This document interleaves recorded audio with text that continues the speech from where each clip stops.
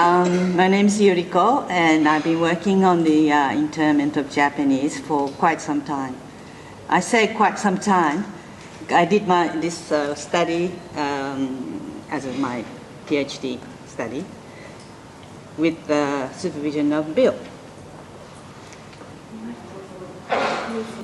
Yes, that Professor Bill Gabbage that we listened to his very provocative and interesting story last night. My research was triggered by a small encounter in 1980 with a little Japanese notebook with recipes that was exhibited at the Swan Hill Folk Museum in Victoria. Swan Hill is my husband's hometown, and it was not long after I arrived as a permanent resident in this country. That notebook belonged to Ichiko Takasuka, the wife of Mr. Joe Takasuka, a rice grower who migrated to Australia in 1905. I began reading David Sisson and other people's work on the early Japanese immigration to Australia, and found out that she wasn't interned while others were when the war broke out. There wasn't much written about the internment itself, and this was the beginning of my long journey. Civilian internment of enemy aliens was a wartime measure which was conducted by both the Allied and Axis powers during World War II. The best known internment of Japanese during World War II is perhaps the American and Canadian cases, due to their large scale and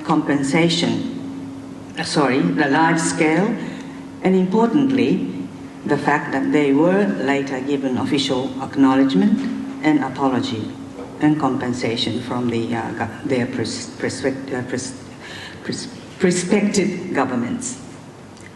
German and Italian internments in the USA, on the other hand, are less well known, and now they are starting to speak out about their experiences.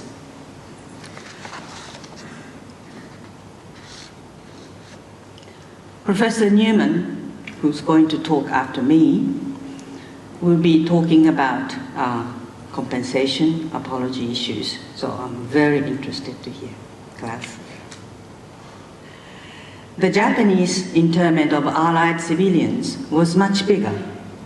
Some 13,000 civilians were incarcerated in Japanese occupied territories.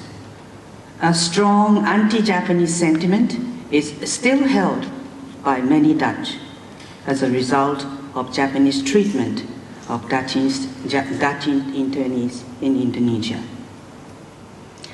Australia held 25,000 prisoners in 18 camps during the war.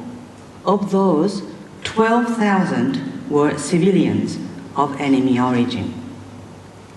7,000 of them were from within Australia itself.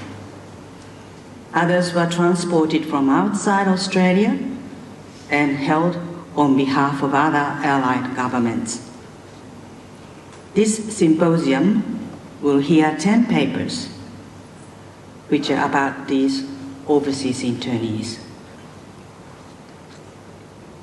While I would like to give an overview of the internment of Japanese in Australia, I will try not to overlap with other papers. The Japanese had a presence in Australia during long before Federation.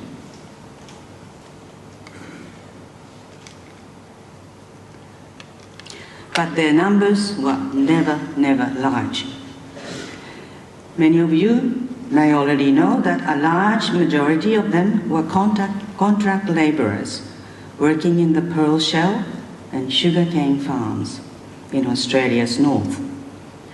After the White Australia policy was passed in 1901, their numbers were only ever around 3,000.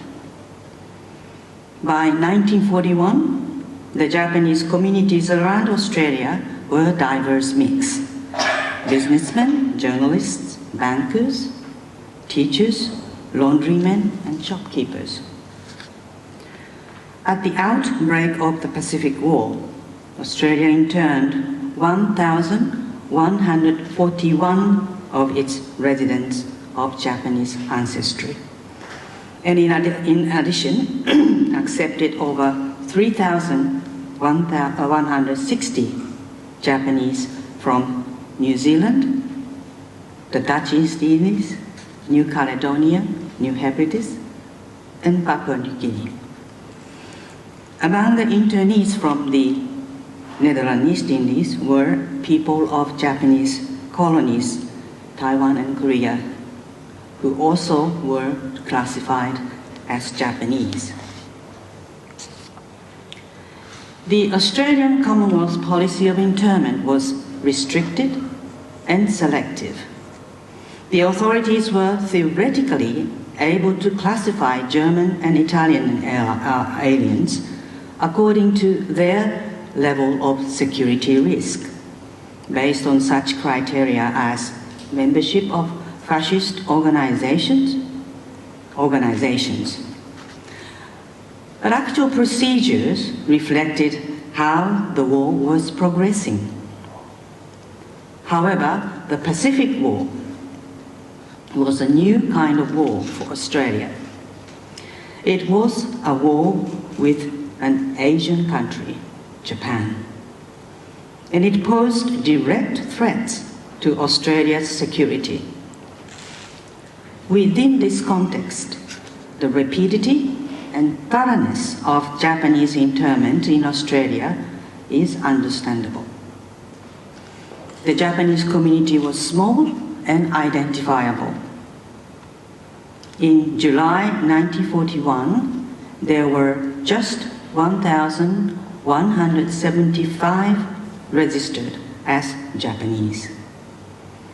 Compared to, let's say, Italians, 27,500, one of the largest migrant group after those from the British Isles. To the authorities, Japanese activities seem to indicate strong attachments to Japan and patriotic sentiments. The policy applied to Japanese in Australia was simple. It considered of there being only one category based on presumed or proven existence of Japaneseness. The catch cry was, "Collar the lot." Even some Chinese residents were mistakenly arrested. 97 of the registered aliens of Japanese descent were interned, compared to 31 of Italians and 32 of German. 40% of the Italians and 25% of Germans were released by December 1944. In comparison, only 6% of the Japanese were given early release. A total of 69 Japanese were granted early release. An examination of their files and post-war deportation files shows that almost all belong to category O, which denotes ordinary and harmless. It is very likely that the majority of Japanese internees could have been classified in the same way. Under the earlier internment policy, no women were to be interned, except for cases where some security risk was suspected. In spite of this earlier policy, the internment of all Japanese women was anticipated. And eventually, only a few were exempted, such as Ichiko Takasuka, the rice grower's wife, whose cookbook got me started on this research.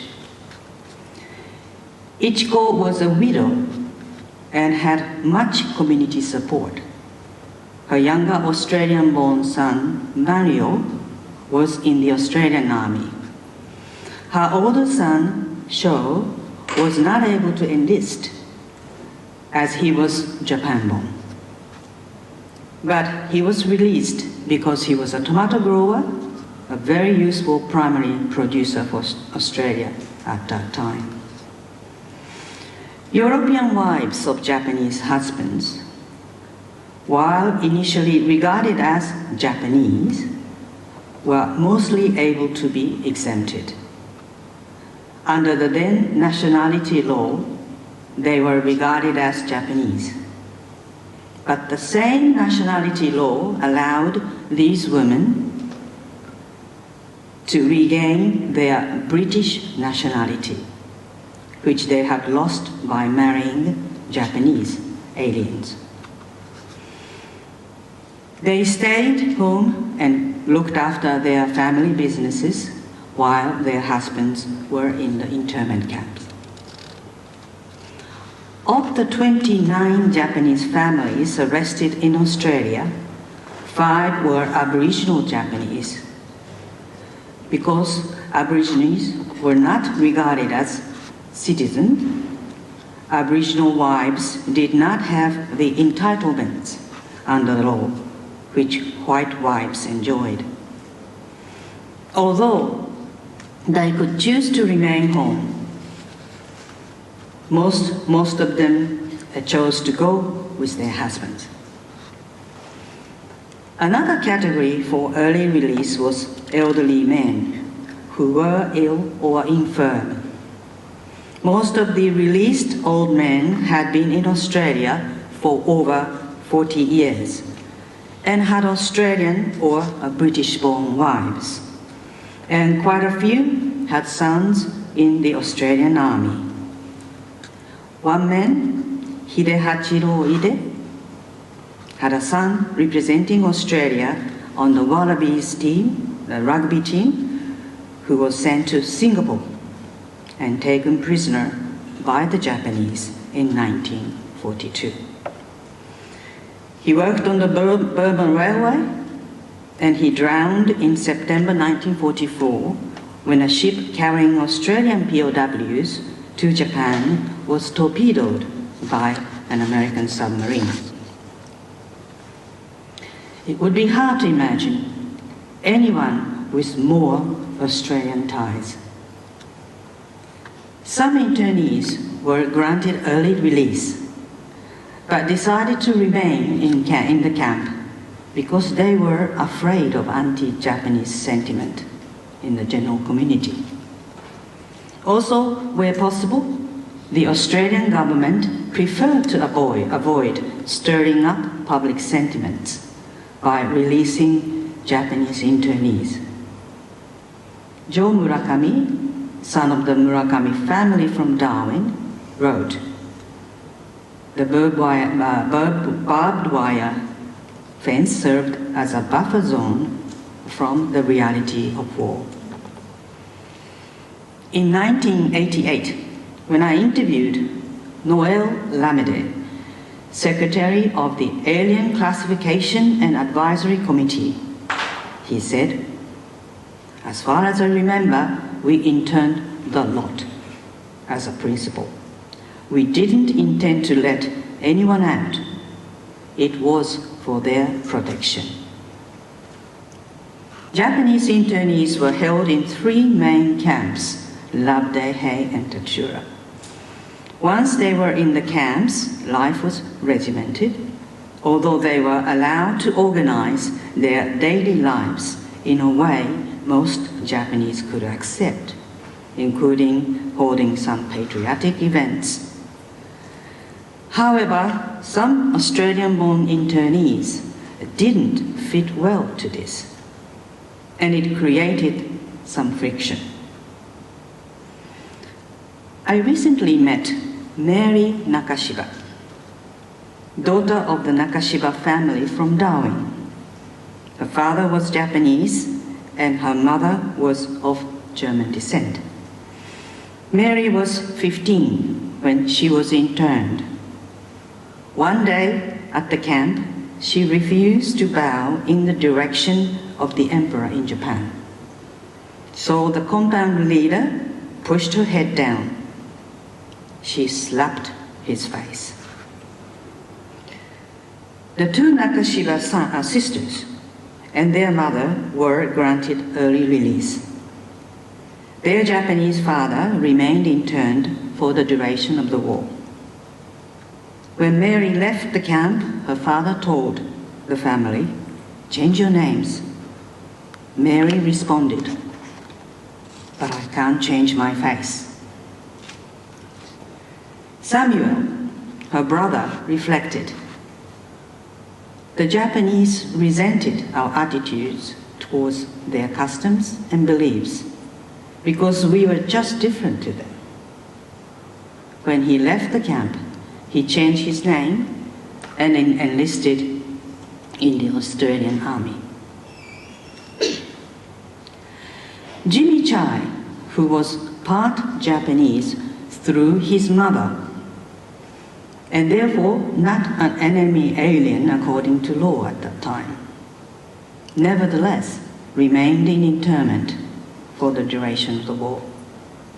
When I interviewed him in Broome, he said, "I put my application in for a hearing many times while I was interned, but didn't get any hearing." In 1946, he left the camp and returned home. He found his house and restaurant had been burned down, his restaurant equipment sold, and his taxi commandeered for the army.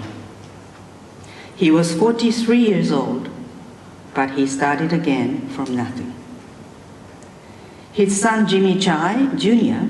produced the musical Brand New Day, which told of his father's destitute life after the war. When the war finished, there were some 3,268 internees left in the camps, Japanese internees left in the camps. Of these, 958 were local Japanese, 800 or so of whom were deported to Japan.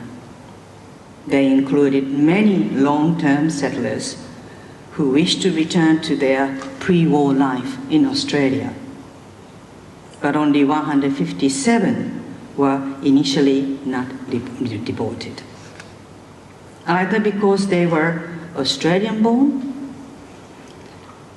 had Australian-born spouses or children.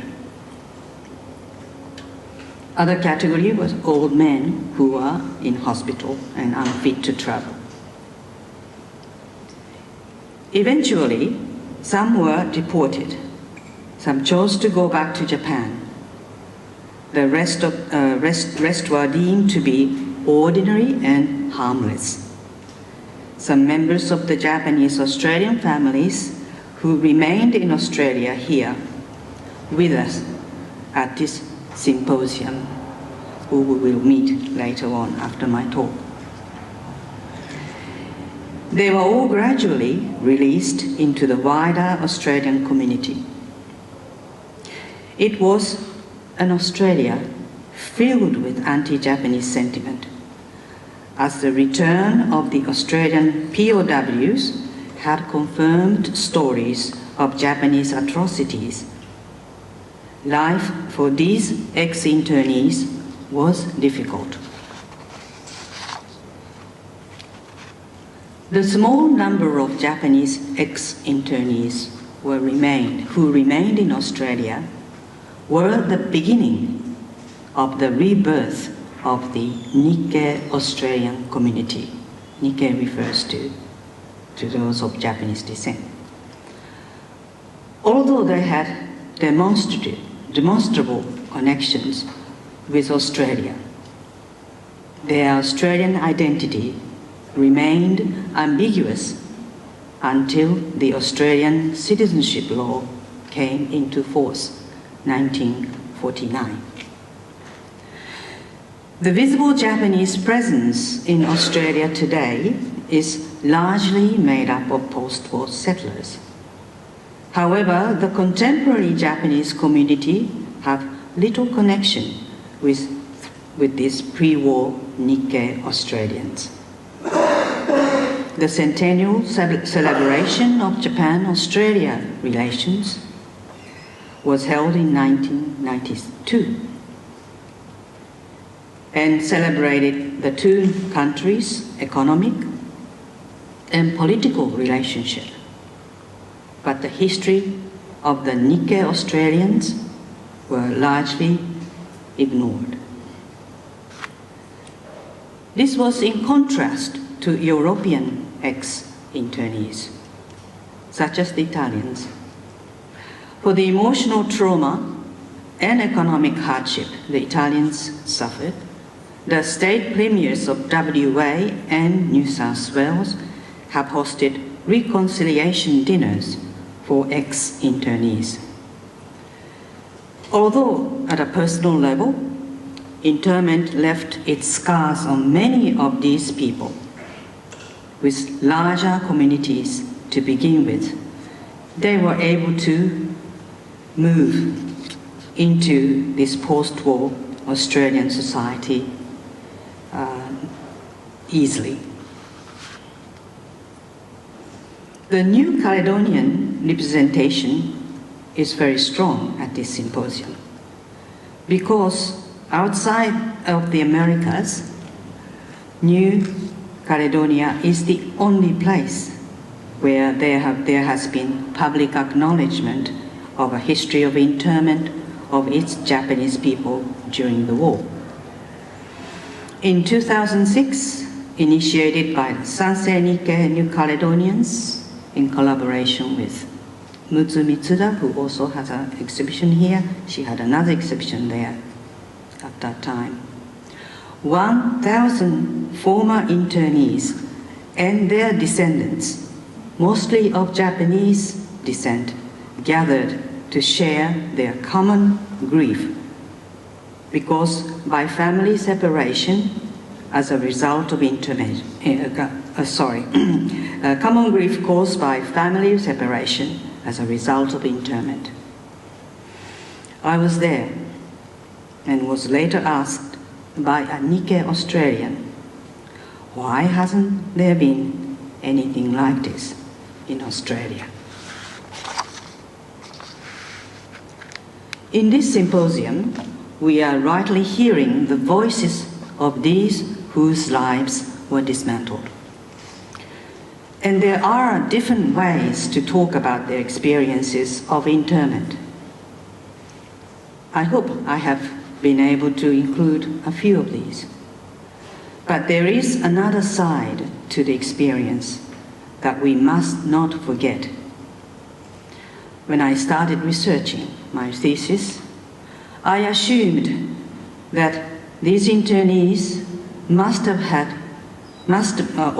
also have experienced harsh conditions and perhaps harsh treatment while they were interned. After all, they were held in concentration camps. But I'm able to tell you that never once in all my interviews with ex-internees did I hear of harsh treatment by the Australian guards. Although many former internees have expressed gratitude for the treatment they received, they were still victims of laws, policies, and procedures that were enacted and carried out on a purely racial basis in what was still regarded as a white Australia. Despite the undeniable correctness of the treatment of internees at an individual level, it could be argued that justice was not always served. Only a few Japanese internees have publicly spoken about their experiences. Recently, Mary Nakashiba self-published a memoir about her family that included stories of their war years. Mary described her father. After the war, he had no real place in the community, nor in a country that hated the Japanese. Another factor was more than likely the feeling of collective racial responsibility for the war, and worse, atrocities committed by his people. I asked Joe Murakami, an Australian-born son of Murakami family from Darwin, I mentioned earlier, do you think the Australian government should apologize for or offer compensation like the US and Canadian government did? His answer was simply, Japan did bad things to the Allied prisoners, and Australia treated us well in the camp. Evelyn Suzuki, an Australian-born daughter of Yamashita family from Thursday Island, she's here today with us. She said, not money, but acknowledgement would be nice. On Sunday morning, we will unveil the interpretive board about the Japanese civilian internment, with both Australian and Japanese officials, as well as ex-internees whose family members are buried at the cemetery. This unveiling ceremony will be the first ever public acknowledgement of Japanese internment in Australia by both the Australian and Japanese public. It should have happened many, many years ago, so more ex-internees could have been with us. When I began my research, I set out to reconstruct the internment of the Japanese in Australia. Policies, physical environments of the camps, and lives of people within those barbed wire enclosures. Why am I still telling the same story? Because internment research is relevant today, in a time when ethnic social divisions are on the news almost every day, with wholesale internment of refugees, ethnic profiling, religious and racial wars, and the wholesale destruction of families across the world. The lesson to be learned from this small part of diasporic history is that it can happen again, and it can happen to any one of us. I'd like to finish my talk by thanking the Cowra Breakout Association and the City Council for their continuing work on conciliation between Australia and Japan, and especially for offering their support for this interpretive board project. And thank you all for listening. Thank you.